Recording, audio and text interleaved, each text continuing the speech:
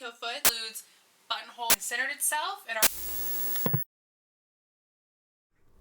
Hey everyone, this is Sarah with sewingpartsonline.com, and today we're going to go over how to determine the fiber content of your fabric. So if you went to a thrift store or an estate sale, or you inherited a bunch of fabric and you don't know what it's made of, this test is going to help you figure that out. Now this is important because it'll determine how you wash your fabric, how you take care of your fabric, even what you want to use the fabric for. So before we jump in, a few safety precautions. Make sure you have a fire extinguisher, a fireproof bowl, some tweezers, and if you're under 18, please go get an adult. We'll wait.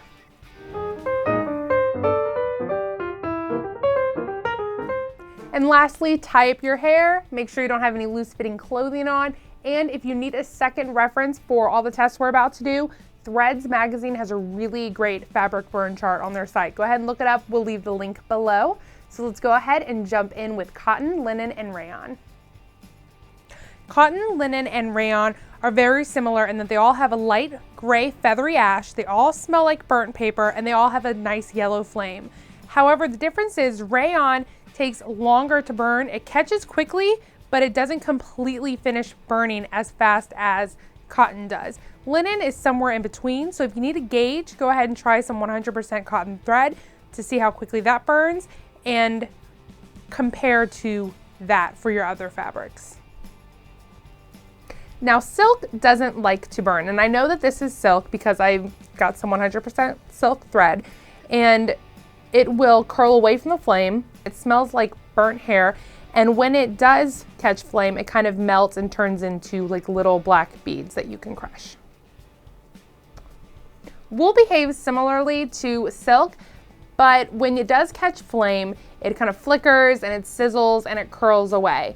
And then once it's burned, the ash is dark and crispy, or it has irregularly shaped beads. And it also smells like burnt hair, but it's much, much stronger than the smell of silk.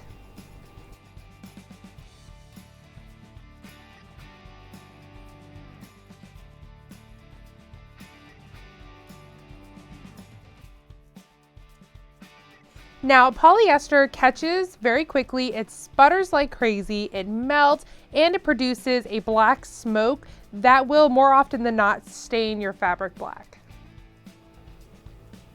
So nylon doesn't really burn at all. It kind of fuses and melts together and has an intense chemical smell. Also, you cannot crush the beads.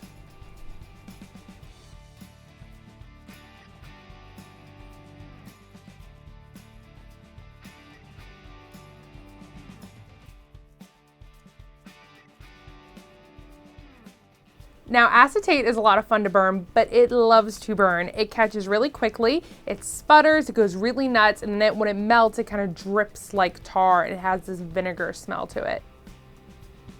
Now acrylic is very similar to acetate, except it has a chemical smell as opposed to the vinegar smell of acetate. Now spandex will also curl away from the flame and fuse together, but spandex is always blended with another fabric. So your results will vary depending on what it is blended with and what percent it's blended.